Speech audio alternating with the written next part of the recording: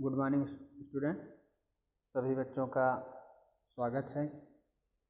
बच्चों, हम लोग quantity surveying and valuation subject देख रहे हैं। तो अभी तक बच्चों आपको 3 यूनिट आपकी कंप्लीट हो चुकी है। तो हम आज जो आपको बच्चों बताएंगे यूनिट 3 पर से रिलेटेड जो क्वेश्चन मैंने आपको पिछले वीडियो में थोड़ा सा आप देख लीजिए, मैं आपको ये क्वेश्चन बताया था, ठीक है। लेकिन आज के वीडियो में बच्चों हम आपको आपके सिलेबस के अकॉर्डिंग अगर हम बात करें तो बच्चों यूनिट 4 जो है आज हम स्टार्ट करते हैं बच्चों, ठीक है। तो यूनिट 4 में आपको ध्यान देना है कि जो न्यूमेरिकल है वो कैसे आपको ऑब्जेक्टिव बेस्ड न्यूमेरिकल पूछ सकता है, ध्यान रखिएगा। अब जो आपके चैप्टर हैं, यूनिट है बच्चों, यूनिट 4 की बात करें तो इसमें जो है पूरी तरीके से जो है न्यूमेरिकल वाले क्वेश्चन हैं, ठीक है। लेकिन आपको ऑब्जेक्टिव क्वेश्चन पूछेगा तो ऑब्जेक्टिव में बच्चों आपको क्या करना है कि ऑब्जेक्टिव में आपसे जो पूछेगा वो कैसे न्यूमेरिकल पूछ सकता है, ठीक है। तो उस पर हम फोकस करेंगे बच्चों, ठीक है। तो देखिए, ये जो आपको क्वेश्चन यहाँ पे न्यूमेरिकल प्रॉब्लम है, ये बच्चों सेंटर लाइन मेथड जनरली जो है आपको वो 3rd चैप्टर से कंसीडर किया जाता है, ठीक है ना। तो जो 4th चैप्टर है उसमें मेजरमेंट का जो है कि एनालिसिस करना, स्मार्ट बिल्डिंग का एनालिसिस कर कैसे उससे न्यूमेरिकल बन सकते हैं, तो उससे रिलेटेड क्वेश्चन है, ठीक है। तो इसमें देखिए कैसे क्वेश्चन बनता है। तो ध्यान दीजिए, आपका क्वेश्चन इस प्रकार से है। देखिए बच्चों, आपका क्वेश्चन कह रहा है यहाँ पे कि ये क्वेश्चन आप देखिए, आपको इम्पॉर्टेंट क्वेश्चन है बच्चों, ध्यान रखिएगा। ऑब्जेक्टिव बेस पे कैसे क्वेश्चन आपसे बन सकते हैं इसको आपको देखना है। देखिए इसमें बच्चों दिया है बाहरी दीवार के केंद्र रेखा की माप जो है 10.3 इंटू 15.3 दे रखा है, ठीक। और एक भवन का प्लान आयताकार के रूप में है, रचना में दीवार की मोटाई दे रखा है, कारपेट क्षेत्रफल ज्ञात करना है। तो बच्चों ध्यान रखिए, आपसे पूछना क्या चाहता है, आपसे पूछना चाहता है बच्चों कि कारपेट एरिया क्या होता है। इस न्यूमेरिकल में आपसे क्या पूछ रहा है कि कारपेट एरिया बताना है। क्या बताना है? कारपेट एरिया बताना है, ठीक है। Carpet area. एक चीज़ ध्यान रखिएगा, न्यूमेरिकल आपको लग रहा होगा कि ये ऑब्जेक्टिव में न्यूमेरिकल नहीं आएगा बच्चों। न्यूमेरिकल आएगा क्योंकि ये जो है न्यूमेरिकली सब्जेक्ट है, तो न्यूमेरिकल आपको आएगा, लेकिन लॉन्ग टर्म पे न्यूमेरिकल नहीं आएगा, शॉर्ट टर्म में न्यूमेरिकल पूछेगा। मतलब ऑब्जेक्टिव बेस कैसे क्वेश्चन बन सकता है तो वो पूछेगा। अब जैसे ये आपसे पूछ सकता है कि कारपेट एरिया का फार्मूला, ठीक है ना। क्या पूछ सकता है? इसका फार्मूला, कारपेट एरिया। यहाँ पे आपसे देखिए, ध्यान रखिएगा, ये कारपेट एरिया पूछ रहा था, तो इसका जो है पहले आपको पता होना चाहिए फार्मूला क्या होता है। एक तो यही आपसे डायरेक्टली पूछ सकता है कि कारपेट एरिया कैसे निकाला जाता है। तो कारपेट एरिया बच्चों कैसे निकाला जाता है? कारपेट एरिया निकालने के लिए हम क्या करते हैं, देखिए कारपेट एरिया का जो फार्मूला होता है, ये आपका कारपेट एरिया बराबर plinth area minus area of wall होता है, ठीक है ना। क्या होता है बच्चों? एरिया ऑफ वॉल होता है। तो ये आप देखिए यहाँ पे ये वाला जो पोर्शन है, ये फार्मूला आपसे आप एकदम इसको याद कर लीजिए। ये फार्मूला आप एकदम से बच्चों याद कर लीजिए, ठीक है। ये फार्मूला आप एकदम से याद करेंगे। आई थिंक कि आपको जो ऑब्जेक्टिव जो क्वेश्चन बनेगा ये ऐसे ही क्वेश्चन बन सकता है। कैसे बनेगा कि सबसे पहले आपसे डायरेक्टली पूछ सकता है क्या, कारपेट एरिया बताइए। तो कारपेट एरिया का फार्मूला आपको ये ध्यान रखना है कि कारपेट एरिया बराबर क्या होता है, plinth area minus area of wall, ठीक है। तो ये आप क्या बन जाएगा, जो आएगा टोटल वो एरिया बिटवीन वॉल, मतलब बीच के एरिया का निकल जाएगा। तो ये कारपेट एरिया होता है। ये मैंने आपको पिछले वीडियो में भी उसको हमने डिटेल से बता रखा है। तो क्लियर हो गया। अब ये ऑब्जेक्टिव क्वेश्चन, एक क्वेश्चन तो यहाँ से बन गया आपका।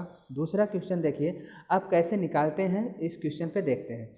यहाँ से देखिए बच्चों, हम देख रहे हैं पहले, इसमें देखिए सेंटर टू सेंटर लेंथ जो दे रखा है यहाँ पे आपको सेंटर टू सेंटर लेंथ, यहाँ से यहाँ तक जो बच्चों लेंथ है, यहाँ से लेकर और यहाँ तक जो है, ये जो है आपको यहाँ से यहाँ तक अगर हम बात करें बच्चों, तो ये हाइट आपको कितना दे रखा है, 15.3 दे रखा है। कितना दे रखा है, 15.3 दे रखा है। 15 पॉइंट कितना दे रखा है, 15.3 दे रखा है, 15.3 दे रखा है। ठीक है, और ये जो है आपका ये वाला सेंटर टू सेंटर लेंथ देखिए आपको 10.3 दे रखा है। ठीक है, तो कारपेट एरिया निकालना है।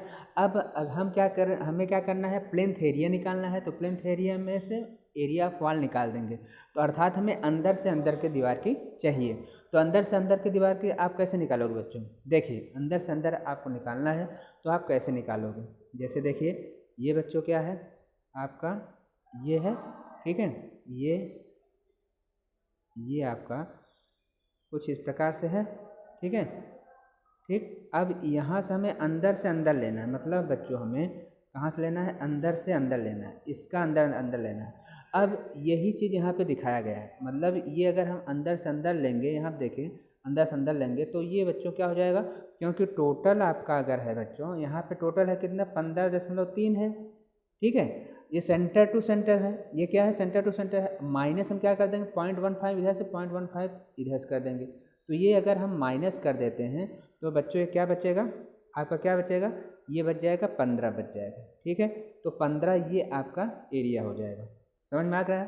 तो ये जो है अंदर से अंदर 15 जो है आया आपका बच्चों, कैसे आया समझ गए कि 15.3 था, माइनस जो है दीवार की मोटाई हम क्या कर देंगे, माइनस कर देंगे। तो ये माइनस करेंगे तो कितना आ जाएगा, 15 आ जाएगा। ठीक, क्लियर हो गया।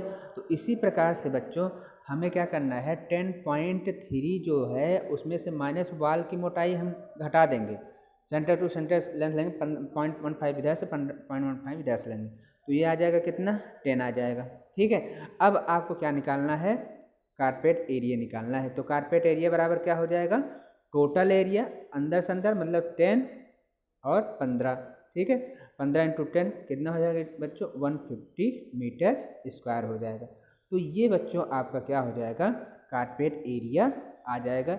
यही आपको निकल के आना था, यही आपका क्या था, आंसर था।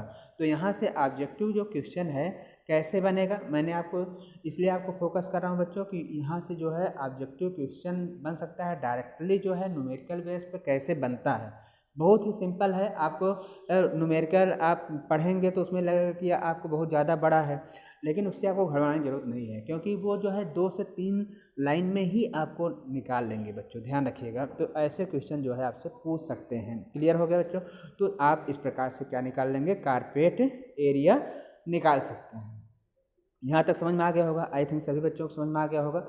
ठीक है, इसी प्रकार से हम एक नेक्स्ट न्यूमेरिकल की प्रैक्टिस करते हैं। देखिए बच्चों यहाँ पे न्यूमेरिकल कह रहा है कि एक भवन, ये वाला न्यूमेरिकल हम देख रहे हैं, तो एक भवन का नक्शा वर्ग के रूप में जिसमें बाहरी दीवारों की मध्य रेखा 14.7 दिया है। ठीक है, अधिरचना में दीवार की मोटाई दे रखा है, तो इसका प्लेंथ है क्षेत्रफल निकालना है। यहाँ पे क्या कह रहा है, प्लेंथ है क्षेत्रफल निकालना है। अब एक चीज़ ध्यान रखना बच्चों, प्लेंथ एरिया निकालना है, कुर्सी क्षेत्रफल निकालना है। ठीक है ना, तो कुर्सी क्षेत्रफल प्लेंथ एरिया निकालना है।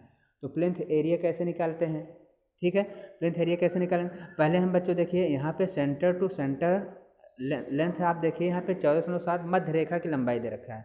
ये जो लंबाई दिया है बच्चों, क्या दिया है, मध्य रेखा की लंबाई दिया है। ठीक है, मध्य रेखा की लंबाई दिया है। यहाँ देखिए आप ध्यान दीजिए, यहाँ पे सेंटर टू सेंटर ये वाली लेंथ जो है ये आपकी ये मध्य से मध्य दे रखा है। ठीक है, अब अगर हम दीवार की मोटाई, अगर हम बच्चों यहाँ पे जो दीवार की मोटाई है वो कितना दे रखा है, 0.30 मीटर दे रखा है।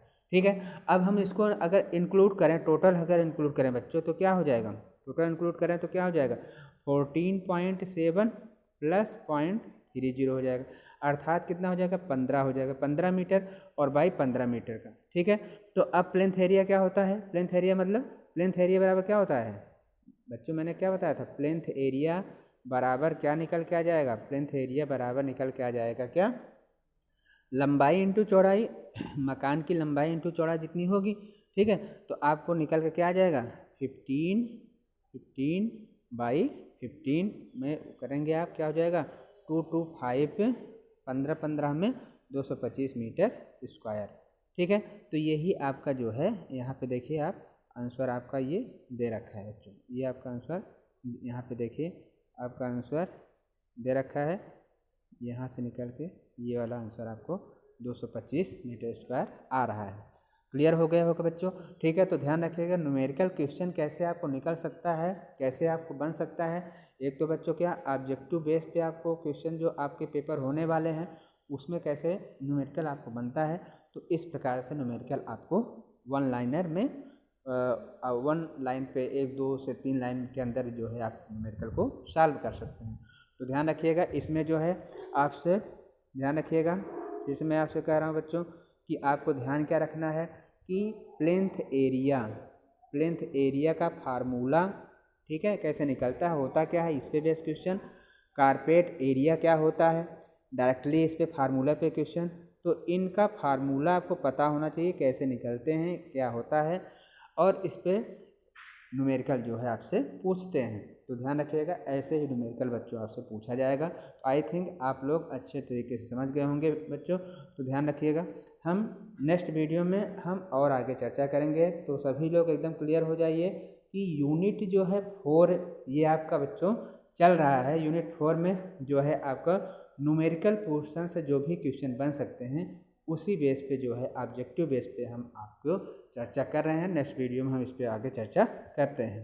तब तक ले बच्चों, जितना भी आपको बताया गया है अच्छे ढंग से आप जो है तैयारी करते रहिए, प्रैक्टिस करते रहिए, न्यूमेरिकल लगाते रहिए, और बहुत ही छोटे छोटे न्यूमेरिकल आएंगे बच्चों ऑब्जेक्टिव बेस पे। तो इसलिए आप अच्छे ढंग से तैयारी करते रहिए। धन्यवाद बच्चों।